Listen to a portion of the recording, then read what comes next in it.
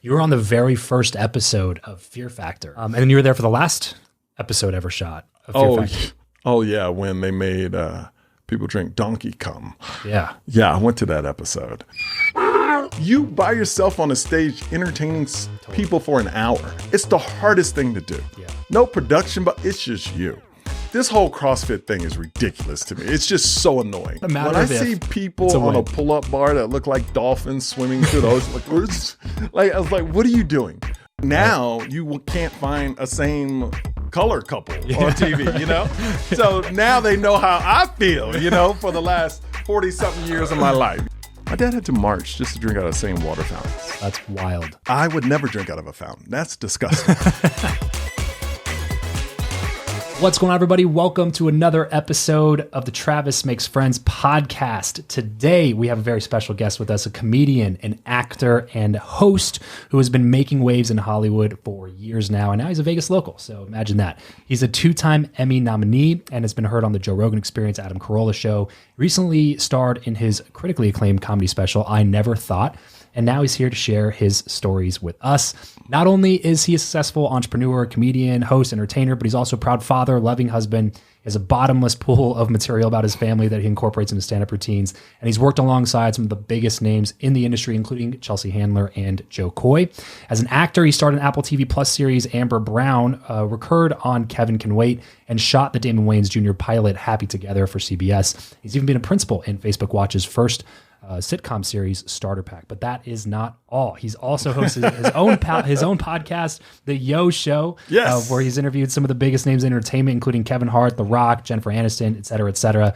And let's not forget that he coached Kourtney and Khloé Kardashian as radio DJs for their show, Kourtney and Khloé Take Miami, over on the E! Network. So please, without further ado, please give a warm welcome to our guest, the one and only Michael Yo. What's up, my man? How are you? Doing well, man. Doing well. Dude, that's a long list. That's crazy I've done that. And I moved to LA in 2007. From where? I was in Miami. Okay.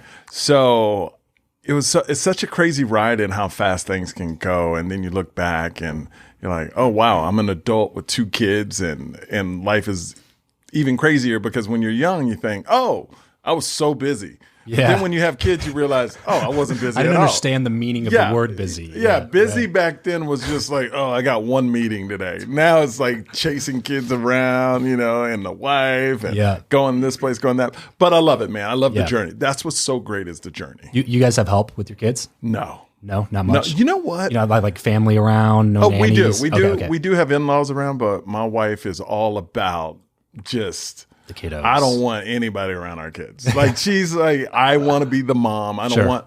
You know, we had help in LA.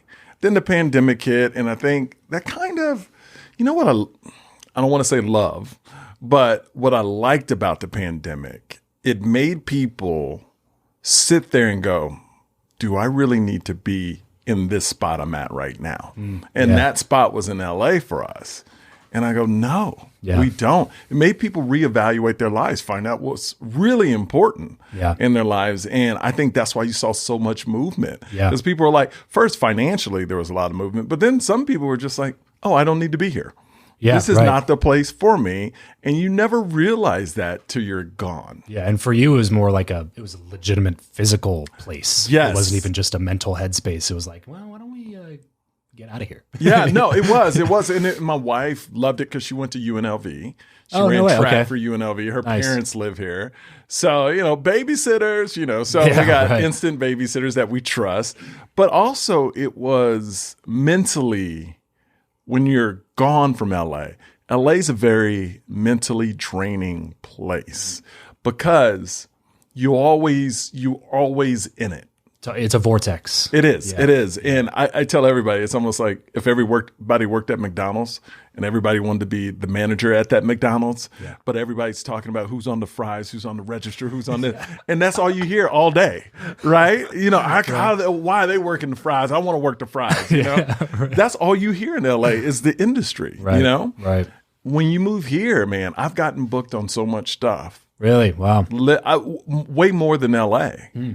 Because I think there's no stress out here. And there's no weight on you here. Yeah. I kind of do it And then I'll come and do your podcast. I had an audition earlier, do it, come do your podcast, and then, hang out with family. Yeah. And I think that's like even just a psychologically more attractive thing to people who are decision makers, who are like watching the audition or trying to select, people for something. It's like, if you come in with this like needy desperation that like, I need this part. Like, I'm so perfect. Can I do it again? You know what I mean? It's just like, okay, back off, bro. It's so true. I mean? Like you need to have this airness of this calm confidence. Calm. Yeah. Like I want the role. Of course. You wouldn't be there. But I don't need the role. You wouldn't be there if you didn't want it. And I actually, it's so interesting when you're in the acting world.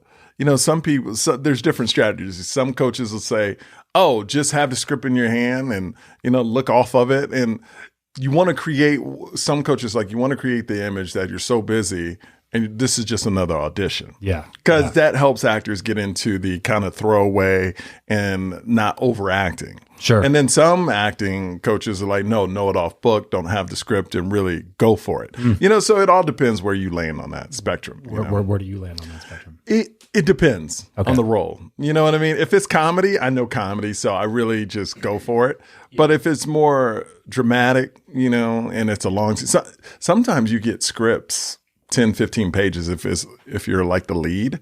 And what's interesting about that, when I first started acting, if I got 5 pages, it would freak me out. Yeah. And you learn things are just muscle. Yeah. Everything's a muscle. Yeah. And once you just do it and do it and do it, it becomes easy, real easy. Do you have, when you're going to, I've always wondered this, do you have like any information on like the decision makers, the producers or casting directors? So when they send you, it's called a breakdown. When they send you the breakdown of the role and they say who's the casting directors, who's the production company.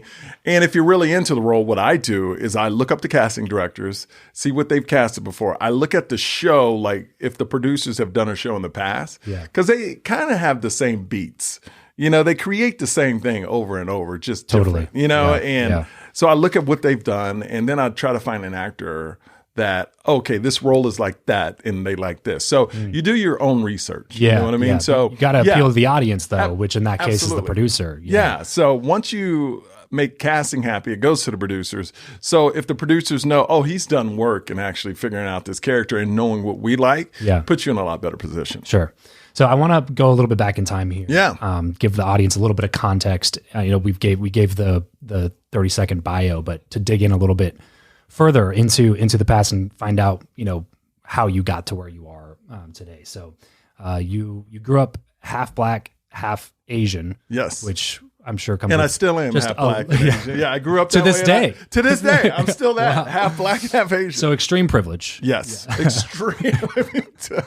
I'm Trump's favorite person. Let me tell you. Black and Asian. I mean, I'm crushing it right now.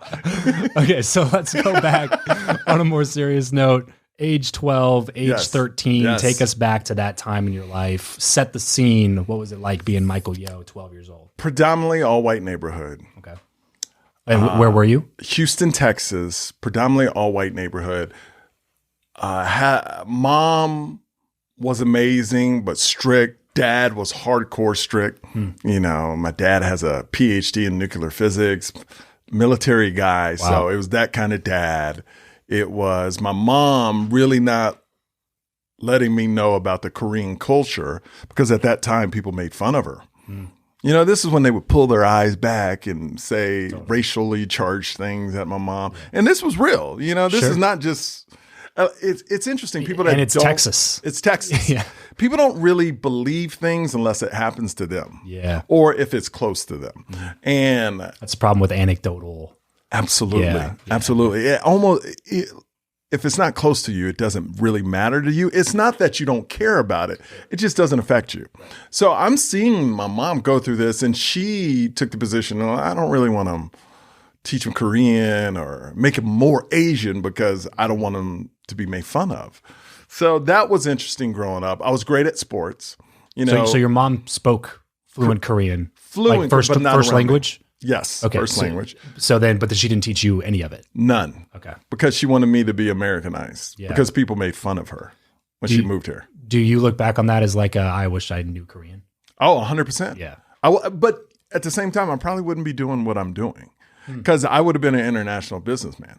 I know it because I'm good with people. I love traveling. And if I knew Korean, oh my gosh, like I would have never done comedy so I would have never been on this podcast. I probably would have been a different kind of successful. Sure. So, but I think it's almost like a crime my mom didn't teach me because of how society was at that time. So I think I got robbed by society more than my mom. 100%. Yeah, because then it's automatically like teaching you this version of life that means that you need to adapt to what people want you to be rather than be the truest version of who you actually are. Yep, exactly. And you learn that from such a young age. That's how you go throughout all of life until you start realizing that like, oh, that's actually not the best strategy for but you know, happy. I had to, what's good is I saw that. Yeah. And to this day, when I write comedy, you know, I'm always that guy that tries to say things I went through, but never attack anybody for that. And I think that's why when you go to my shows, it's so many different colors and backgrounds, incomes, because I kind of bring a message of love, but I do want you to know what I went through. There's also reality. Yeah. It's 100% reality. I want you to know what I went through. I want you to know that this really happened, but I don't want to attack you for it. Sure. You know, because you didn't do it to me. And I feel like the problem in America today is people just want acknowledgement that stuff happened. Right. You know what I mean? Like I saw a meme the other day, you know, this whole reparations thing, right? I saw a meme the other day where a guy was like, I didn't own you. You didn't pick any cotton. I don't owe you shit, you know? Yeah. And I go, that's the wrong way to approach that. Just think if we acknowledge what people went through, there would be like less stress in the world. If a black person, empathy. Yeah. If a black person said, hey man, my people went through slavery. We built this country. We should, we should get something for it. And if a person of another color said, you know what? You're right. Yeah. I don't control those things. Yeah. But I could see your point. And I don't know how to go about doing it fairly or any of those things. But I acknowledge that your people went through that. And that you are probably disadvantaged as a result of it. That's it. And that's it. And guess what? That person would feel heard. Yeah. And then you move on. Yeah. Instead of trying to say you don't deserve anything because you didn't go. And I think that's the problem. And I think it's on the opposite side. I hear a lot of my white friends going, well, I feel like I'm always being attacked now because I'm white. And I go, you know what? You're absolutely right. Yeah. Because the news will promote any time a white person does anything to a person of color. Yeah. I acknowledge that. I understand what you're going through. That's it. But that's it. And then they go from here to all right. Just de-escalation. Yeah. Right. Like, okay. Well, all right. You want to go to lunch? Yeah, totally, sure. dude. So it's one of those things where we just need to acknowledge each other, what we went through, what all of it. Nobody's problem is bigger than somebody else's problem. Yeah. And it's almost like everybody wants to one up their problem against each other. Sharpening the ability to see a little bit of yourself in somebody that you don't think that you could have. Yes. There's like something about that skill set, which is actually one of the big reasons this show exists, is like that I interview such a wide array of people because I find that if you just dig in a little bit to somebody's story, you'll find something about it that you're like, no shit, me too. And it gives you that like just a little bit of a different perspective because we all have this like this arrogance where we believe that we would be the same person no matter what happened to us growing up. You know what I'm saying? Like that I would have these values and these morals and I would end up at the exact same place that I'm at right now if I was born there, if I had those parents, because I'm not like that. I just would have figured it out. It's like odds are like you wouldn't have because we are all the result of a bunch of experiences that's just this conglomerate of just like something that happened to you, a person that had influence on you, TV shows, radio, whatever that you watched or listened to growing up, the influences that you had in your life. That's all we are, is this cultivation. And then our personality plays a part in that. Yep. So like odds are you would probably be very similar to this person if you grew up in the exact same environment that they grew up in. And just like you said, just the acknowledgement of being like, I could see how you could believe that. I still don't believe that. Like, my opinion is this based on my experiences and everything I've been through, but I can see how you would adopt that perspective. And you got to throw in their choices. Like, we've all had choices where our life could have went a different way. Mm-hmm. You know, I remember one of the biggest, I don't want to call it a regret, because I probably would have never met my wife, had my beautiful kids.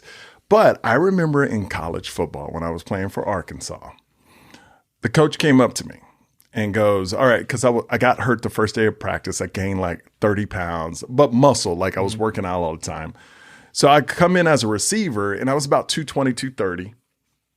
I came in at 180, but I got up to like 230. Damn. And the guy goes, and this was way back in the day, my head coach goes, you're still fast. Do you want to play tight end? He goes, I think tight ends are going to start catching footballs. And then we're going to start throwing to the tight end. That's never happened in football. Yeah. And I was like, no, that's horrible. I don't want to sit there and block. So what you're telling me is I need to cut weight. Yeah. What you're telling me is like, I'm going to be a lineman, right? And literally the person that said yes won 3 Super Bowl rings with the New England Patriots. Cool. The guy that I was faster than, the guy that, you know, so it's that life choice where, I probably would have made the NFL if I went that direction, you know, because I still would have been a receiver, but a bigger receiver, you know, and it's just those life choices where it's like, I would have loved to play that out just to see, like if I had a time machine, I love my life now, but if I could see how that would have played out, I would have loved to see that journey too, you know what I mean? But that's a choice. And that's the thing about life. Like you said, you take choices, actions, and personality, you put it all together, where you're from, and that's what makes you who you are. And that's what's so beautiful about life, because those choices too can ruin your life. Yeah. So you can't tell a person that any race that comes from an underprivileged area, schools, finances, food. Yeah, I always love Theo Von's bits about that, how poor he grew up. Yeah. Oh, that bit's genius. It's so genius. Good. It works on so many ways. It works so many ways. And what's great about that bit, it speaks to white people, black people. It's like, we all going through the same shit. Yeah. You know what I mean? So it's great. I think that bit's one of his best bits ever. Sure. Yeah. So you grew up in Texas. Yep. Houston. And then the part of the story I think we're at right now is essentially your mom decided to try to raise you more Americanized. Yep. So how did that affect you going throughout, like, middle school, high school? Were you focused on sports? Were you focused on grades? Popular girls? Well, so first thing, I was not popular. I was popular on the field, but I was not popular in school. I never made any list. I was kind of a nerd. Okay. I knew a lot of people. Now, I don't want to say I was definitely not the kid that was sitting in the lunchroom alone, but I would sit with all the athletes, but I wasn't like the cool athlete, if that makes sense. Mm-hmm. Like I was always, I wasn't the one the girls liked. But also I was kind of like in that zone of, I was an only child. So I was like, it doesn't matter. I learned really early. It doesn't matter what other people think. Yeah. I'm going to make it. Yeah. And that got installed in me in middle school. Because I was always looked different. There wasn't really mixed couples. Sure. I mean, now you turn on the TV, every couple is mixed. Yes. It took all my life to see that till 3 years ago. Yeah. You know what I mean? Now you can't find a same color couple on TV, So now they know how I feel, for the last 40-something years of my life, So it's interesting to see that turn on its head. So I've always been that guy that just looked different. Sure. And people like, you and Tiger Woods, bro. Me and Tiger Woods. Yeah. We were there, bro. It was kind of like, like girls would go, oh, you're pretty good looking for a black guy. Like that was so normal because people didn't know how to. Think? Yeah, I was like, is that a compliment? I don't know. But But my dad still said no. Yeah, right? Yeah. So it was a thing where at 12, 13, I wasn't popular at school. I was good at sports. Terrible at like academics. Okay. I was like a C-. But you started working at like doing radio or something when you were 13, 15 years old. Yeah. Okay. But I've always had a passion for work. My dad bought me an air gun, and that was big, like Belle Biv DeVoe and all these people. I would spray like kind of spray art, graffiti art. Yeah. And I made shirts in the morning and sold them at school. Nice. And this was like 13. I always had that itch. I love business. Yeah. I love selling stuff. Yeah. You know, and I love controlling my own destiny. So I would That's the big thing. That's the thing. And I learned that at 13 because I would see TV because everybody was wearing this spray paint and that was the trend then. Mm-hmm. So I would look at TV, spray it up, you know, spray out some clothes, some overalls or a shirt, sell that at school, boom, done. People started giving me clothes to spray paint, you know, so airbrush, they called it. Yep, so it was cool at that age. So that's where I was. I was an entrepreneur. I was an only child. I did my own thing and I didn't need anybody's like acceptance really. And it really never bothered me till later in life when you really thought about what you went through. That's what's interesting about it. When I'm in it, I didn't really know. Yeah. And I didn't really care. Well, you think when you're a kid, you just think everything you're going through is normal because you have zero other context into what other people experience. Absolutely. It's kind of like, oh, this is totally normal. It's kind of when you watch football and you're like, oh, if that guy would have cut that way, they would have had a touchdown. Yeah, right. You don't because you're in the game. Right. When you're in the game, you don't see that kind of stuff. I didn't realize how bad not bad, but I didn't realize how I really felt about it till like adulthood. My whole high school experience, my whole experience at home where my family was not the I love you family. Like they never told me they loved me. I had to force my mom to tell me she loved me at like 29 years old. Really? I didn't even know it was a thing. Tell you the truth, people said that all the time to each other. Really? But that wasn't a big deal in our household. Sure. It was like, oh no, we do it by action. It's all about actions. It's not about the word. I mean, which is a fair point. If is you look it at though? Is it? Wouldn't it be nice for your mom to say "I love you" or your dad? I think that's nice too, right? Yeah, that is also nice. But if I'm going to pick one of them, I think I would rather them show me they love me rather than just saying they love me and then go fuck off and do whatever they want to do. Yeah, but they can treat me like I. But they can do both. They can tell you they love you and actually love you. Oh, for sure. Okay, I'm not arguing that you shouldn't tell your kids you love them. Yes, but I see what you're saying. Yeah, like that. Like I think that probably positively affected you in ways maybe you like haven't even like really looked at. Is that they showed you love. You know what I mean? But then also really negatively affected you when it's like they didn't tell you. And that's what you learn later in life. Yeah. You know, like, and now as a comic, you kind of analyze every like piece of your past. Yeah, looking for material. And still thank God my parents are still alive. So I'm always digging into that treasure chest of why didn't you do this? Why didn't you do that? Did they have an answer for that one? Did you ask them that? Yeah, my mom says she speaks by actions. And my dad and mom believe I love you is such a throwaway word after you say, like, when my parents say to this day, I'll tell them they love me. I love you. And they'll be like, yeah, okay. Like, Thank you. What am I supposed to say? You know, but when they do say it, it means something. So that's what their thing is. They feel like I love you is just thrown around and it doesn't mean anything after a while. It's just something you say. Yeah. You know, and they rather do it by action. So I'm used to that now. Sure. And it's fine. But when it's not what you're doing with your kids. Yeah. No, but that experience though makes me complete opposite where I may tell my kids I love them way too much. You know, when my son is like, stop, Dad, I know you love me, you know. I feel like I do the same thing as with my kids. Like I say it all the time. But like I think it's kind of derived from this sense that that's like the core thing that I want to get across to my kids is that I love them because I don't know who they're going to end up being. And I don't know what path they're going to end up choosing. I don't know any of those things. And I have almost no control over those things. And I think that if you try to take that control, it's going to be met with rebellion, especially if they have my genes in them. Because that's who How old are your kids? Super young. My son is going to be 4 next week. My daughter's 2. So the reason why I tell my kids I love them so much because they're very young, and you never know what's going to happen.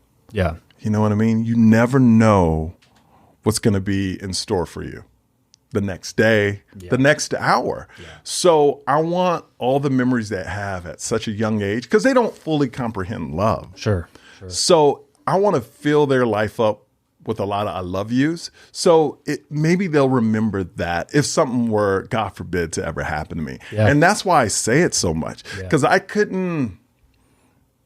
I would hate for my kids, if something ever happened to me, for my kids to grow up going, did my dad even love me? Yeah. Where my son, I say it so many times a day, where he's like, he goes, I know you love me. Now, because to me, a success, a win in being a parent is your kid really feeling that you love them. Yeah. And my daughter is 3. She really doesn't comprehend it yet. You know what I mean? So my goal is to stay alive long enough for both of them to fully comprehend it, which my son does. Yeah. And that's success for me as a parent, because I want them to know that the rest of their lives. And that's why I say it so much. Yeah. And that's, I totally agree with that. That kind of is exactly the reason that I say it so much too, is that I kind of, going off what I was saying earlier, is this, whatever path they choose, I just want them to know that that's the core of everything. It's like, if we have conversations and I'm telling you I'm disagreeing with something, or I'm being dad and you don't want me to be, it's just like, putting everything else aside, if you know 100% for sure that my core value when it comes to my relationship with you is built on love and wanting absolutely everything best for you, then I think we're going to be fine. Regardless of if you end up on the opposite end of the spectrum, or if you end up doing this thing that I just don't understand or I don't get, it's just like, if you know that one thing, I think we're going to be okay.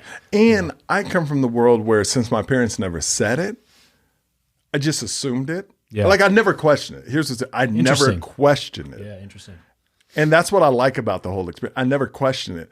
But I'm also like, oh, it would have been nice to hear it. So now you take those lessons, because what parenting is taking the best from your parents and leaving the bad. Yeah.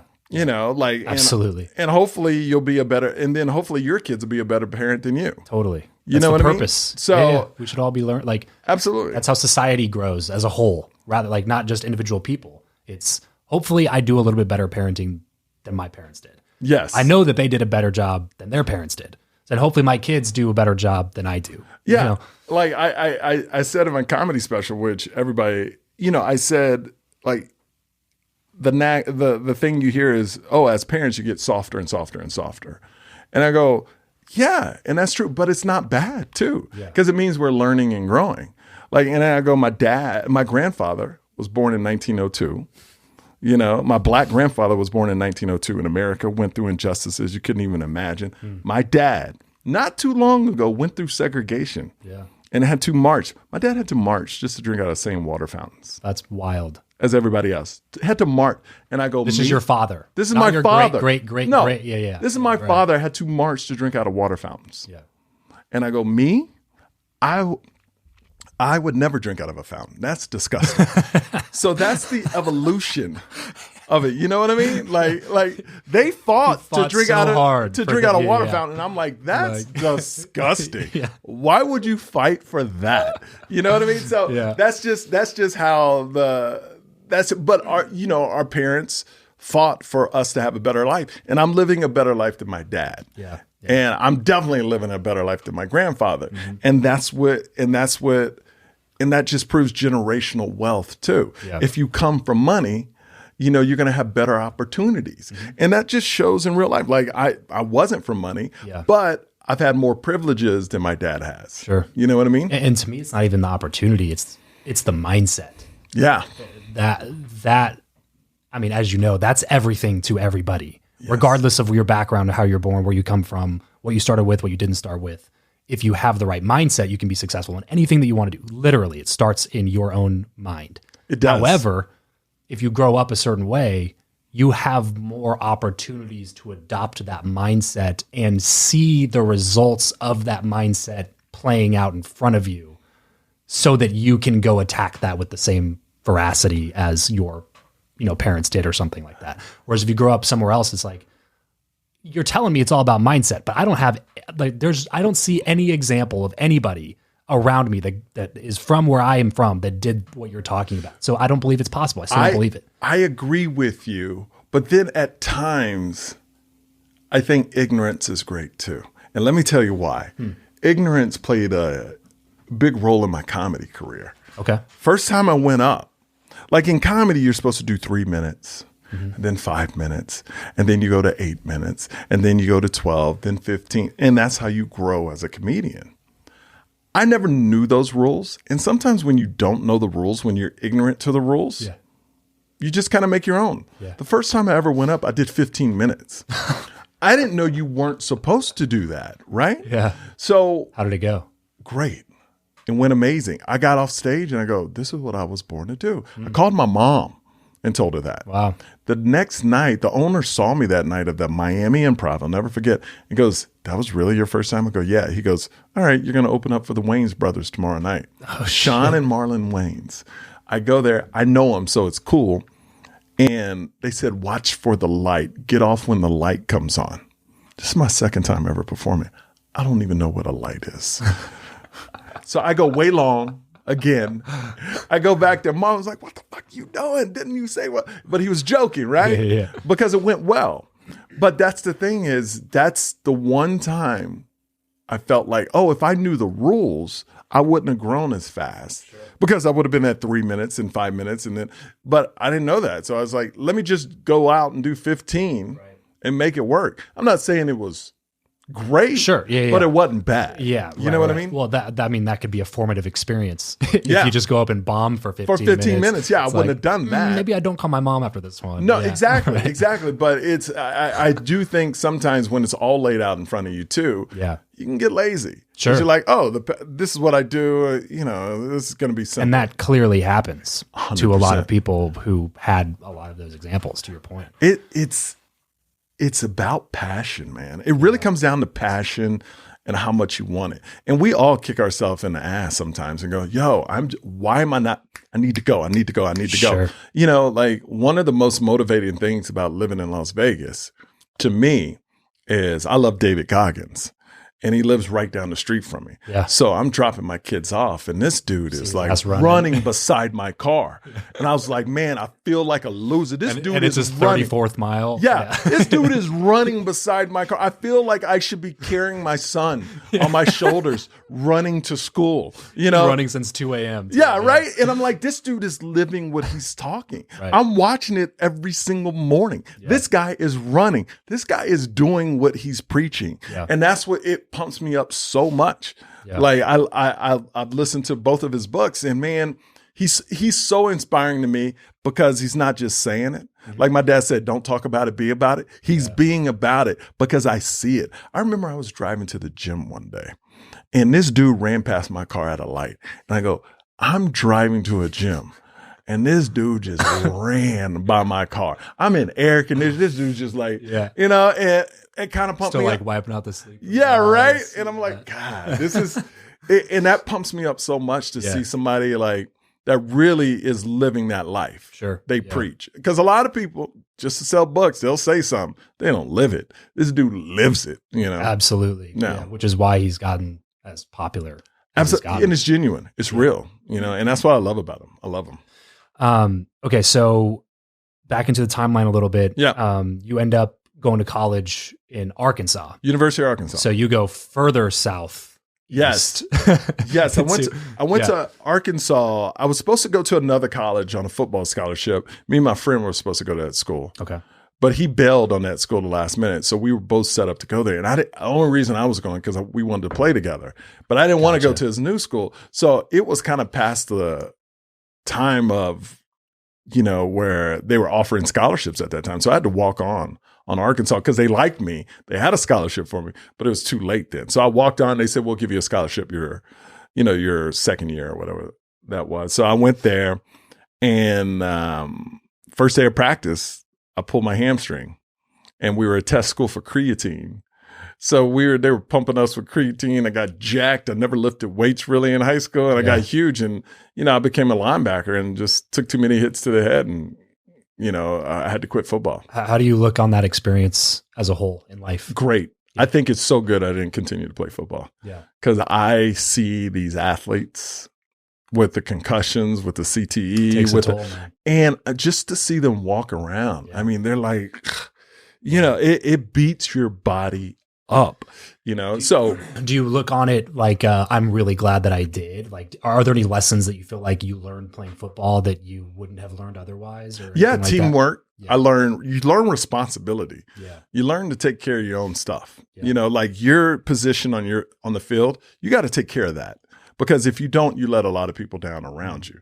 And also, at the same time, you got to be held responsible for your own actions. Like you got to be at the off season working out to make yourself better. Because when it comes down to it, it's a team sport. But for you to make it to that next level, you need to do work on yourself. Yeah. Right. You know what I mean? Yep. And it's the competition. It's the mentality of winning that it instills in you from a little kid. Like, you know, they said right now we give away participation trophies and whatever. I don't get into that. But what I do see out there, because my son's 6, they want to win. Yeah. And if you're just instilling that, you need to win. Yeah. And that's what they want to win the race. They want to win the game. Yeah. So that's instilled. And that's what you learn from sports that you don't really learn in anything else. Like video games, you can hit it again and play it again. Yeah. In a game, once that game is gone, it's done. You know? Are you encouraging your kids to get into certain sports or be out of certain sports, or just let them do whatever they want? Here's what's interesting. My parents, I would have to ask them to do something. Okay. With our son, it's kind of like, what do you want to do? And we'll take him to something like twice. Okay. And he'll let us know. Yeah. He loves golf. He loves swimming. Football, baseball, not so much. Basketball, golf and swimming have a lot more longevity than football does. So, but he's 6 and it's going to change, but I'm just excited to see what he's going to be like. Yeah, this is the one I want to do. And that's going to be super exciting because he's very gifted as an athlete. Yeah, we knew that at 2. I'd say it's like a new version of fun as a parent. It's got to be, I would imagine, to like watch your kid compete at a high level. Yeah. To be that invested in the result or outcome of what's happening in front of you, you know? And I'm looking forward to that. Yeah. And it's interesting to see some parents say their kids are good at sports at a young age. And then when they'll show you the film, you're like, oh, he's really not that good. That's what I learned from my parents is honesty.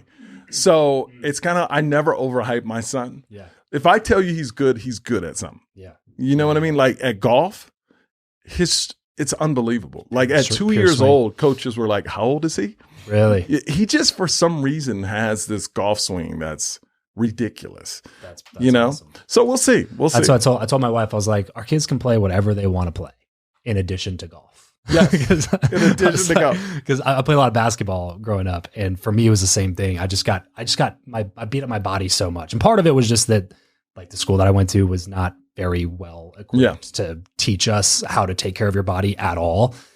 So they actually facilitated some of my injuries in like looking back on it, you know? But yeah, I wish I would have played just a lot more golf growing up because I love golf now because it's just fun. Yeah. You don't have to be, you know, if I go play pickup basketball, it's like an event that I got to go do and it's a workout and it's still fun. But it's not like golf, you know, like golf is just, you can do that. I went golfing 2-3 months ago with my 92-year-old grandpa. That's beautiful. You know, like he's not going to go play a pickup game with me. No, and that's why I want to learn golf because my son loves it. I've never played. Okay. So I want to learn because that's something he can grow up. Me and him can just hit the course and have dad and son time. I want to establish that. But I also believe too, if you're over a certain age and you can't go pro in that sport anymore, you need to stop playing. Like I have friends that are over 40 that still play basketball and get hurt all the torn ACL, everything. I'm like, why are you playing? You're not going pro. You just need to give up on that dream. Maybe do some treadmill work. Yeah, it's like do an elliptical or something. You know, like just give up on that. Like, why are you still playing basketball? Oh, dude, it's so fun. I played last weekend and I hurt myself it wasn't debilitating, but it was like Charlie horse, and it made me limp for a couple of days. And I was telling my wife that I was like, I love doing it because it's something that I still enjoy. It's fantastic cardio that you can't replicate in any part of the gym. But I was like, there's guys that play pickup here that just make it not fun because they're so invested in the outcome of this like pickup. And I'm a competitive dude. I do not like to lose. Yes. But at the end of the day, guys, this is Saturday morning pickup basketball. Like you are not going pro.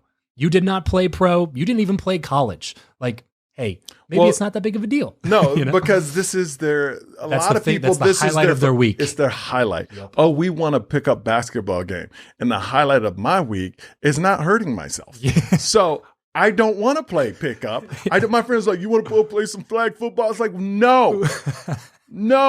I do not want one of y'all to run into my knee and get another knee. No, like stop playing. If you're over 40, stop it. Just stop all the CrossFit. Like why? Why are y'all CrossFitting? When are you going to carry a tire that big? Like, why are you doing? Like, I just don't understand. I don't understand why people got to get those split squats up, bro. Oh my gosh. It's like this whole CrossFit thing is ridiculous to me. It's just so annoying. Yeah. Well, also it's not even like super great for you. Like you're teaching, if the instructors would just be way more adamant about form, that would be one thing, but they're always pushing for like your PR, you know? It's just like, this motherfucker can't even like they're doing deadlifts with their back. You can't push them to PR yet, man. Like teach them how to do it. You can't just throw up weights like it's nothing. Like you are going to hurt yourself, guaranteed. It's not a matter of if. When I see people on a pull-up bar that look like dolphins swimming through those, like I was like, what are you doing? What is this? What is this? Like a fish just jumping through the water. I was like, that's not how you do it. 74 pounds overweight. Oh my God. It's just so you have a couple things ridiculous. To work on first. Like I can't deal with people like that. Like they made it a religion. They made it a religion. They did. And I get it. That community gets really close. Yeah. And I have friends that do CrossFit. And it's almost trauma bonding because you're all hurting yourself together. Yes. You know what I mean? It's like we're all destroying our bodies together. Because here's a problem with that is, like you said, there's no, like everybody can't do the same things because everybody aren't at the same levels. Yep. So yeah, when you get older like me, the two things you need to have is an airline hookup and a doctor. You know, that's the two main important things in your life. Yeah. And my doctor was like, so many clients come from CrossFit. It's ridiculous. That makes a lot of sense. You know, because they're just abusing their bodies and their body's not made for that. Right. Not right now. Maybe when you're 20, CrossFit it up. Yeah. When you're over 40, stop. Stop. Or just automatically assume that it's half of the weight that you're thinking you can do. 100%. You know what I mean? You know, maybe instead of doing the movement, pull-ups like a dolphin, just do like 10 normal pull-ups. Do 3. Do 3. Yeah. With a little resistance band that you. Pulls you back up. Exactly. That's what I do. That's what I'm trying to live pain-free. I don't know. You talked about coming up with material a lot from like looking at your past, looking at your personal life. Is there anything that you hold as like almost sacred that is, you know, I'm not gonna talk about this. Nothing. Now there's stuff I won't talk about like in my next special because I'm putting together another special. So there's stuff like, oh no, I don't want to talk about that now because the way I do my stand up, and I got this. I remember because Joe Coy started me in comedy. He's my mentor. Okay, and our whole thing is for us and storytellers. If you ever sit down to write a joke, stop. If you sit down to write a story, that's where you want to be and heighten that story. That's where I live. Yeah. You know, because for me, this is just for my comedy and I'm not disrespecting anybody else. I'm talking about myself. I want to be a real life sitcom to people. I want them to, like my first special, my son was 3 and my daughter wasn't even born. On my third special that I'm putting the material together, my son is going to be probably 6 or 7 and my daughter will be 4, you know, and I did one in between. So I want people to fall in love with me and my family. I want people to watch a special and go, that was funny and I love his family, rather than I like that one joke. Yeah. Because this is my personal experience. People outgrow jokes, but they don't outgrow you. Totally. Yeah. They love you. They'll love you way more than the joke. This is a perfect conversation for this because in the business world, marketing, sales, everything that I do, everybody always talks about storytelling because it's one of the most important skills that you can master. Because it comes down to one of the most important overarching skills that anybody can master is communication, the ability to move a crowd of people to do something, whether that's your team and they're your employees and you're trying to motivate them to move toward a certain goal in your business, or whether you're doing stand-up comedy and you're just trying to get everybody to laugh and have a good time. The ability to affect people in a way to move them from this point to this point to this point. Can you give us like a couple of, I don't know, tips, tricks, kind of makes it sound like, you know, parlor tricky. Give us like a structure that you work through when you're trying to write or tell an effective story. For me, I try to tell stories that never attack, but are very true and honest. Like the whole water fountain joke. You know, I would never drink out of a fountain. That's disgusting. That literally talks about how bad white people treated my grandfather and my father. And like real heavy material. Heavy, but people are laughing because I don't say, and white people, you know what I didn't say that. I don't say that. I just go, my grandfather was born in 1902. Went through injustices you couldn't even imagine. Guess who's feeling that in the room? Black people are feeling they're saying that's messed up. White people are going, yo, that's messed up. But they know who caused that. And then when I go, my dad went through segregation and not too long ago had to march to drink out of water. Black people going, that's messed up. White people going, we did that. That's messed up. But I'm not blaming the white people in the room, but we're all on the same journey. Yeah. And facts are facts. Facts are facts. And everybody's, because they're from my family. You can't argue this. Yeah, it's it's my story. It's my family. And then when I go, I would never drink out of a water fountain. That's disgusting. What that does, and that to me, that's a perfect joke. Because it takes you through a journey. It makes you feel something. But then it's almost like you pop a balloon. Totally. And it's building tension the whole time. It builds tension. And then everybody laughs at the same time. Basically, by me going, I would never drink out of a water fountain, I take the blame off of everybody in the room, and I take the hit for everybody to laugh at the story. Right? So that's, to me, that's kind of like storytelling. I love the moments. I remember I was in a room with Dave Chappell, and he said, sometimes silence is better than a laugh because they're listening. And he goes, it's so hard to get a room full of people just to listen.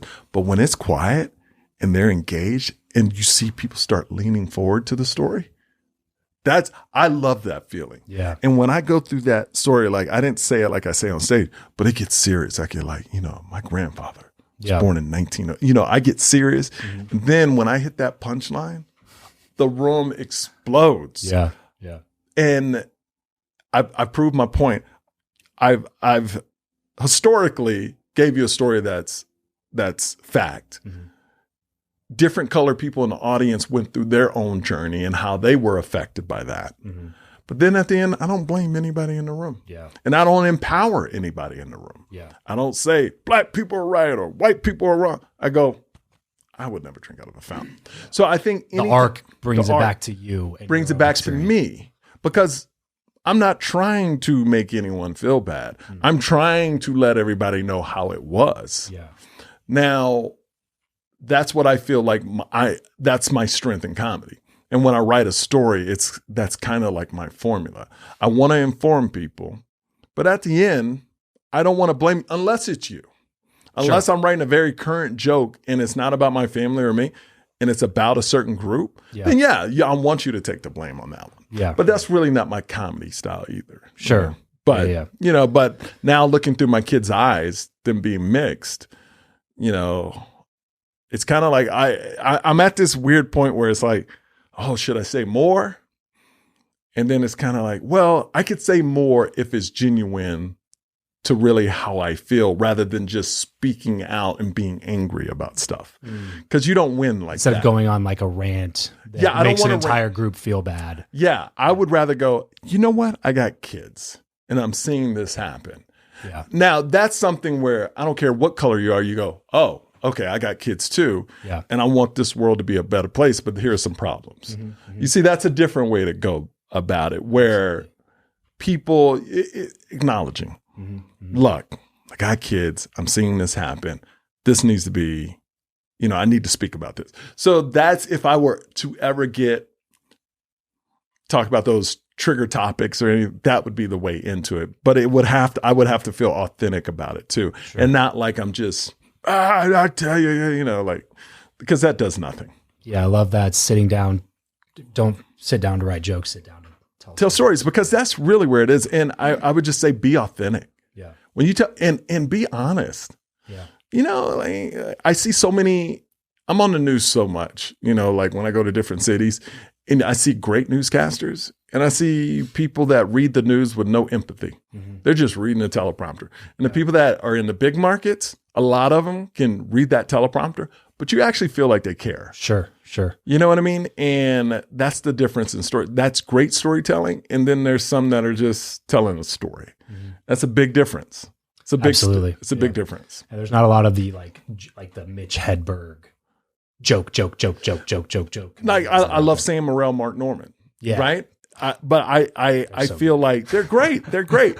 But that's not me. And I would never try to be them. They are joke writers. Well, it's funny. Anytime they do the, what's that on Joe Rogan? They do Protect Our Parks. Yeah. And they bring on Shane Gillis and Mark Norman. And the whole time, Mark Norman, like, hears a word and spits out just like this, the most corny dad joke. Yeah. But it's just, he's like, I can't help it. Can't help it. It's just who I am. You know what I mean? And that's the way comedy. His brain, comedy. That's the way his brain works, you know? And it's interesting because different people, different comic styles. Like me, I could never be that quick. And I respect that so much. Yeah. But I'm a dude that would like sit down, see something happen and create a 10-minute story about it. And give you every detail, but make it funny. You know what I mean? That's Dave Chappell is phenomenal, mastered and rewritten the art of storytelling. It seems it's pretty amazing. I was listening to his, I believe it was called 846, the one about George Floyd, and I was on I forgot Spotify maybe, but this is the one that wasn't on Netflix. This was his practice show. And it just popped up on my Spotify. So this is the one where he practiced the material. And it was different than the one in the special, where this is the first time he ever talked about it. And he goes, well, I have to see if it works, you know, and it was interesting to hear him work it out. You know, where a lot of stuff didn't work that worked in the special. But that's what I love about comedy. You got to try it. And this is why I love comedy more than any other profession. You actually have to do it to know if it's funny. You can't assume it's funny. Part. It is. It's the most vulnerable part. Yeah. I remember, like, this is the difference from being a comedian and a host. I used to go into castings as a host, and they would go, oh, you're a host. Go ahead. Do your lines. Now they go, oh my God, I saw your clip, or oh my God, I saw you here. You're so funny. So excited to have you in this casting. Go for it. Yeah. Just the respect level of if you're a good comedian, because the industry knows that's the tough. You by yourself on a stage entertaining people for an hour. It's the hardest thing to do. Yeah. No production, but it's just you. And now, and in the industry, they know, actors know. So it's great to be able to have that talent where you can sit down and tell the story. Yeah. And people are engaged in that story. And that's what it's about. For me, that's what I love to see. Yeah. It seems like everybody has like a reverence for things that the general population wishes they could do. You know what I'm saying? Like, I know exactly what you're saying. Like, that's why professional athletes have such a draw. Like, even from actors and entertainers, people that would be quote, maybe more famous, they have this draw to like boxers, fighters, because it's just like, oh man, that's the pinnacle. That's like who I want to be. That's even the same with body parts.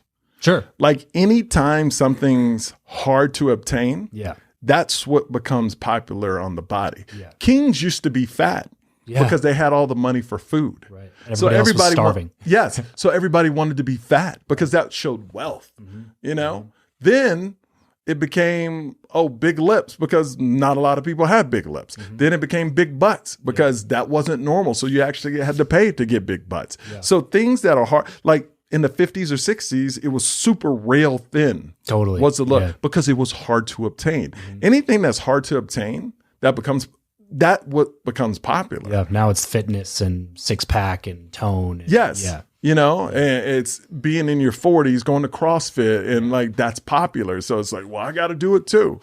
You know, and I think individuals like me and other people are like, nah, we're good. That's why I think it applies so much to comedy. Yes. Because I don't think there's anybody that you could find that could be like, nah, I'm good. You know what I mean? Like a lot of people are like that when it comes to a six pack or whatever. Yeah. But like with everybody wants to be funny. Yes. Everybody wants to have that like just magnetic attraction of being able to control a room of people and elicit one of the most joyous responses that you can possibly elicit from that room. It's so amazing. I used to wonder, like, I had friends before I started headlining they would come back from tour so tired. I go, all you did was perform. I mean, come on, right? But I believe in energy. And I think it's a transfer of energy. Like you're going into a room that a lot of people have bad day. Yeah. Terrible days. Some of them, okay. Some of them like, all right, make me laugh. So that energy has to go somewhere. Yeah. So I really feel you're putting out all this energy and you have to take all their energy. And I think that's what gets you so tired. And I think that's why so many comedians are not happy. Because you go from, look, if you do 2 shows in a night, you go from this high of being on stage, then you got to hit a low of between shows. Then you got to get it back up to a high. And then you're in a hotel by yourself, like me. Or you hit that low in the hotel by yourself. You're like, I got to go out. And then a lot of comedians just stay out and drink. Right. So it's almost like this. Chasing the high again. Yeah. It's this crazy roller coaster ride. So now when I understand when comedians say they're depressed because you're in a city by yourself, you felt like a rock star in that venue. But then outside that venue, you're alone. Yeah, you're just a guy. You're just a dude. Yeah, you're just a dude or a gal in that town, and that's why I'm lucky where I bring friends now, because it's a very high and low thing, you know, and it's very like exhausting mentally. Do you do anything on purpose to try to combat that type of stuff? I try to stay busy during the day. If I bring a certain group of comics, what I'll do is like, I'll book a tour for, like, if we perform Friday and Saturday night, Saturday, like in the afternoon, we'll do a tour. I'll get a car and the car will take us to all the sites. Cause I also want to learn something. If I'm in a city, I might as well learn something about that city. I'm at this, it's weird. Like when you're young, you don't want to learn anything. Then when you get older, it's like, oh, let me learn something about this city. Yeah. You know what I mean? So I like to do that. I like to go to restaurants, local restaurants. I like to see things that locals see. So I'm really big into that right now. So. Yeah, that's great, dude. Well, listen, man, I appreciate you coming on the show. I know you got a lot of stuff to go to. I wish we'd take some more time. Maybe we'll do a part 2 sometime. But I wanted to ask you about this because I thought it was really interesting. And I didn't know this. This is actually from my producer doing some research before we did this. You were on the very first episode of Fear Factor. Yes. Ever. And you ate sheep eyeballs? Yes. It was? Yes. Joe Rogan was the host. Yeah. That was the first time I ever met Joe Rogan. So I was in Austin, Texas. Were you into comedy? No. Okay. I just started comedy like 12 years ago. Okay. So I'm newer in comedy, but this was like, I'll say 2001. Whew. Yeah. So it was 2001. I was a radio DJ in Austin, Texas. And I'll never forget it. There was an ad in the paper that said, if you want to try something and you're not that adventurous, but you want to take an adventure, come to this casting. I went, I got booked. It was my first time in LA. I remember showing up and they had the whole cast. They kept us in a hotel for like a week to make sure they really wanted us. Then they all let us meet. And it was at this, on Sunset Strip, it was at that cowboy place where everybody rides the Saddle Ranch, right? And that's where I met Joe Rogan for the first time. That's hilarious. And I went through the show, and since it was the pilot episode, they were trying to figure out what to do. Yeah. And so I remember when they made us eat sheep eyeballs, and literally you would bite down into the eyeball and it would explode in your mouth. And then you had to chew the retina. And it's just this, I still could taste it, man. And you had to eat 3 of them, man. It was disgusting. And Joe's just laughing. And yeah, but then after that, I didn't really keep in touch with him. But once I got into comedy, we reconnected. And it's pretty cool to see what he's accomplished. Oh, yeah. In that time. And what I've accomplished in that time. But it's, being on the pilot of Fear Factor. Yeah. I think when they aired us, we were number 6, but they shot us first. Okay. And back then on Fear Factor, they wanted relationships.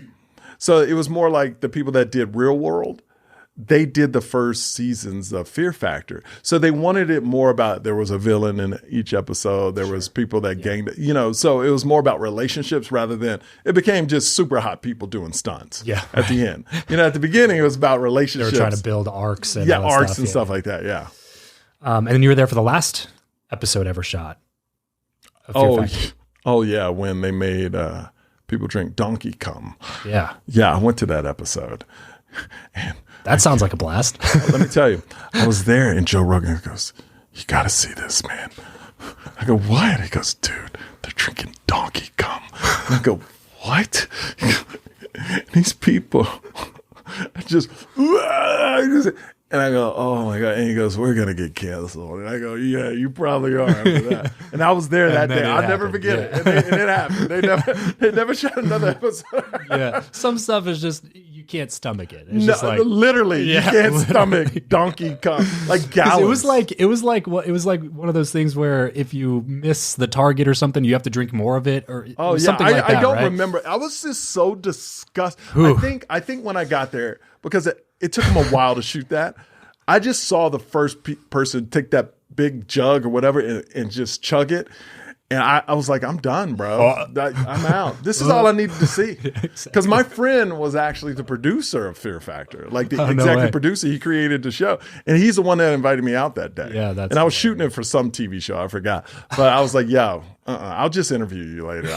I'm done with this whole donkey cum thing. I think it was donkey cum. And so was everybody else. And so was everybody else. Yeah, but hey, man. Yeah, first and last. Yeah.